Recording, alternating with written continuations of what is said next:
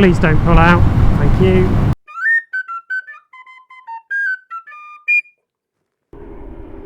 Good. Right. Wim Diddley and welcome to another video with me, Fred Hope. I didn't say Biscuit review because there will be some Biscuit content.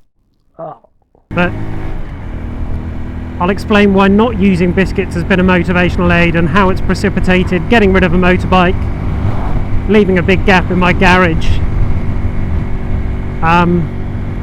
Yeah, so leaving the big gap in my garage because I've been avoiding eating the fig rolls.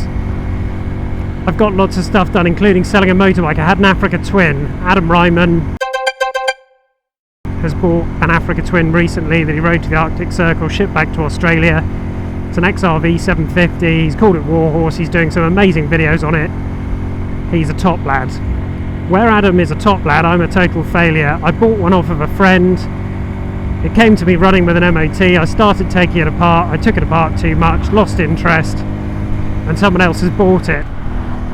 Had a couple of false starts on eBay, but that seems to be about par for the course. And eventually sold it to a chap. And he said, "Oh, can I come the same day?" And I said, "Yes, you can. But you have to be chop chop." We'd had a somewhat lascivious night the night before, so Helen was feeling jaded. I was feeling alright actually, but I had to get back, show him that it ran. And the man who wanted to buy the motorbike turned up with the smallest van in the universe. So the smallest van in the universe was a Fiat Fiorano, and he turned up. He said, I think if we just take the wheel off, take the front wheel off, it should just go straight in. And I said, you know, I'm not the championship winning spatial awareness man, but I can guarantee you, as sure as fuck is swearing, that is not going in there. So I showed him very briefly with a piece of electrical flex that it was not going in. Just fiddling with my helmet. And we embarked on a 2.5 hour long take the motorbike to pieces task. So he, you know, he wants the motorbike, I want the money, so that's what we had to do. So we'd take it apart, take it apart, take it apart. And then he said, "I'm so thankful you're being so understanding." And of course I could have had a tantrum and shouted fuck off, and then I'd have been left with a motorbike. He'd have had no motorbike, I'd have had no money, and we'd have all been cross. So I just said, "Shall we have another cup of tea?" He's having fun. So he asked Helen for another cup of tea and some biscuits, ginger nuts as it goes. And she said, "Oh no, there's a power cut."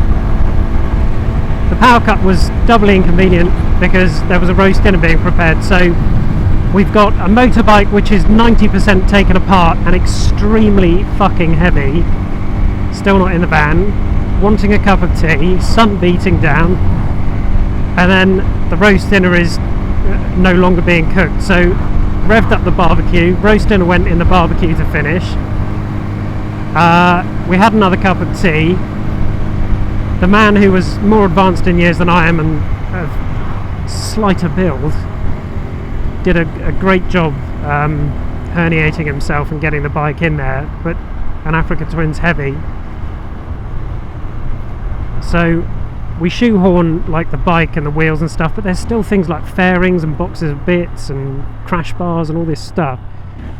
The van is totally full, and the poor bugger has to get back to, I can't remember where he came from, Leicester or something.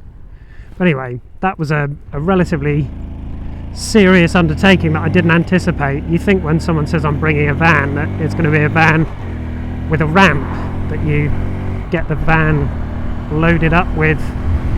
A ramp would have dwarfed this little van. So the advice is, if you're going to carry on buying motorbikes, for fuck's sake, get a bigger van.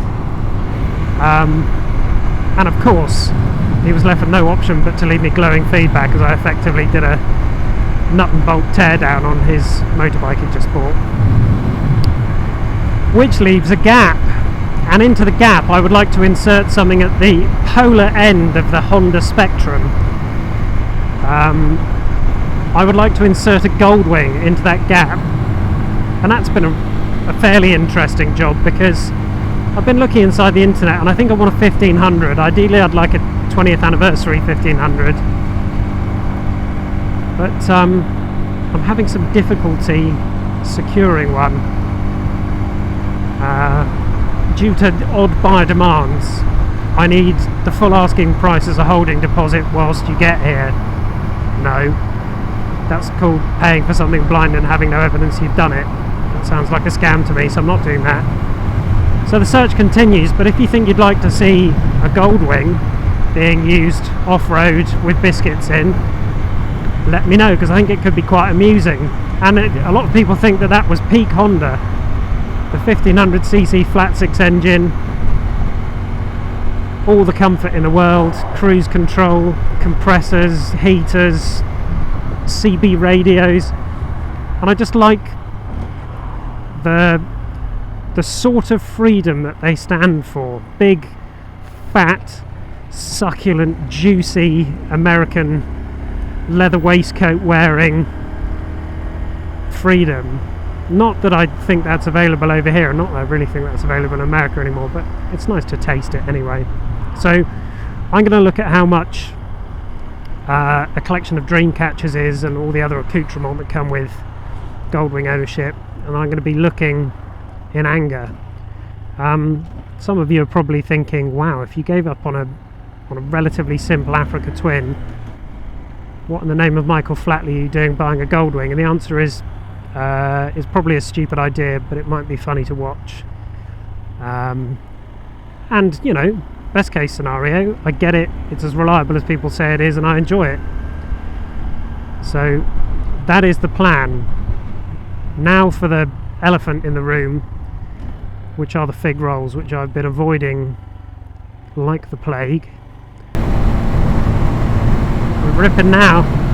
Heady heights of 60 mph and maybe 160 mpg. Probably not this fast though. Get it. She's pinned wide open. I don't want to boast, but it is pinned wide open, everyone. Please don't pull out. Thank you.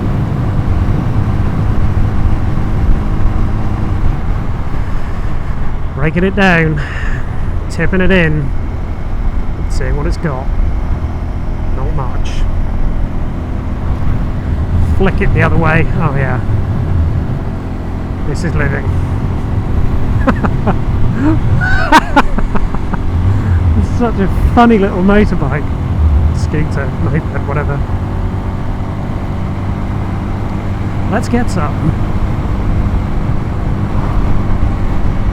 Completely pushing this motorbike to the limit just by doing this. That's all you have to do. And just look where you're going. That's it. And it's fun because you get to use 100% of its capability almost all the time. Sorry, butterfly. It's just really amusing. I adjusted the rear brake on this because I've used some friction material. That could be another word for porn, couldn't it? Friction material.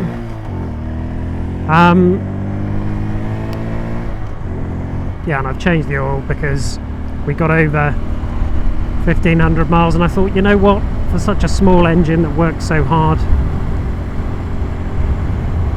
a nice refresh of the old dyno juice wouldn't be a bad thing. So that's what I did. And I've done a video on how to do it, and it was exactly the same as last time, just even less faffing and finding out. It was just get the oil out, get the filter out, slap the filter in, ride off. After you put the oil in, of course. Windilly and welcome to the garage.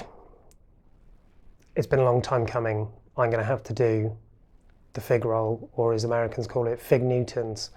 We're going to test the scent, the snap, how they are dry, and how they dip into tea, and we're going to try and establish who these biscuits are for. So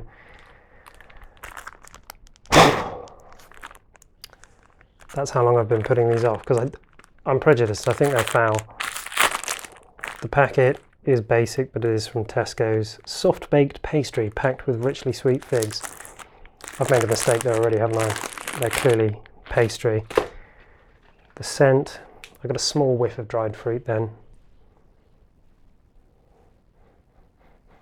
Sugary. They don't really smell of figs. We've got a fig tree going in the garden. It's going great guns this year, and this does not smell like the fig tree. When I went inside the internet on the line the other day, it said that these have been around a while, but figs have been used as a precious trading commodity because there's loads of energy in them and they store well. Sometimes people that couldn't describe the beauty of a woman would just say, oh, she's like a fig. And of course, if you're over 55, you have to eat at least 10 pounds of figs a day, otherwise you can't open your bowels. So that's important as well. The scent, sort of dark sugarish, dusty, like dust pastry. The bottom is a fetching darker brown. The top is golden brown, but it already feels a bit sort of spongy and it looks like an extruded dog treat. The snap,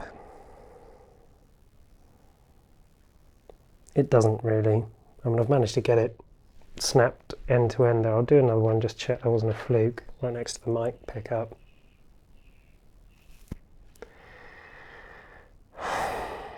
Not good. I mean, it looks like a body part, or again like a dog treat. There's really dry, incredibly sticky, what I hope is fig paste, but could basically be anything brown and sticky. Okay, it's sort of raisiny, dried fig-ish when you sniff it once you've ripped one in half. I assume that because they go into halves, that way you put one half each side.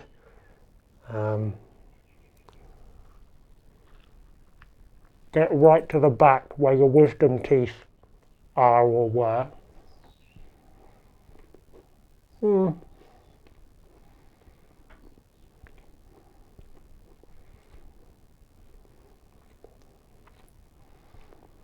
They're hard work. I think any crunch you can hear is coming from the little fig seeds being crushed down. I bet it's all seeds and stalks, that's what it'll be. These are like the sausages of the biscuit world or the dried fruit world. This is like the lips and arseholes of a fig.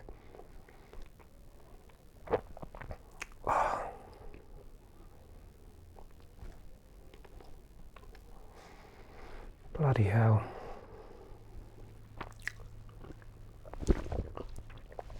So that's an intermediate level technique. Whilst you're still chewing the biscuit, you can drink tea over the top of it to kind of send it down as one big fat bolus of stuff you don't really want to be eating. But dry, they're so dry that you need to moisten them up with tea.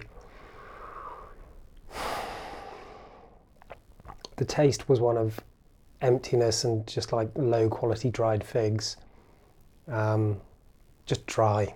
Saharan dry would be my take on these. They're a great traveller's biscuit or pastry or whatever the flip they are.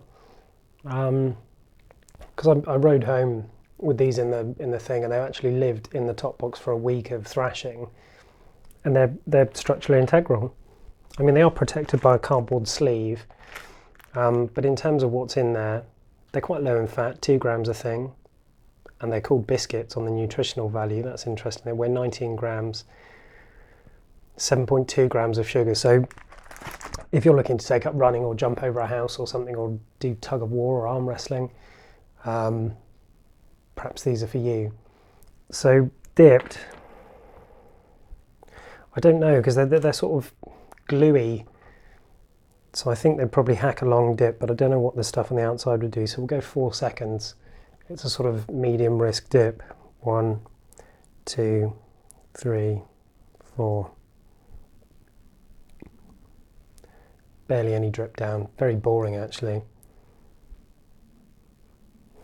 Smell more savoury once you dip them in tea. Oh. Oh. This is not good.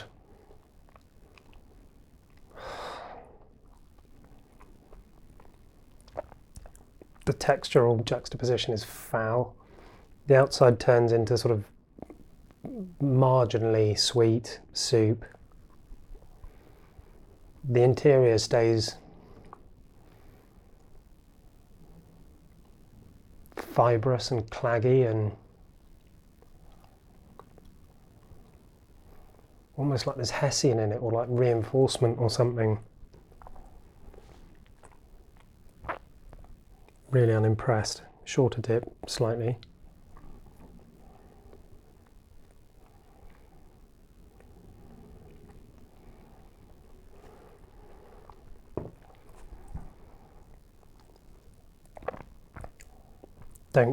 Don't dip these unless you're at death's door and you've had your teeth punched out by someone. There's no need to dip those. They're not good. They're bad, in my opinion. Obviously you can have your own opinions which are wrong, but in my opinion the fig roll is not really a biscuit. It's like a bastard child of a cereal bar and a, I don't know,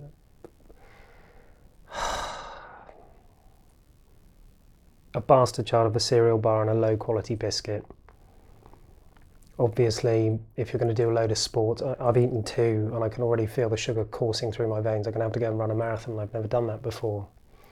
But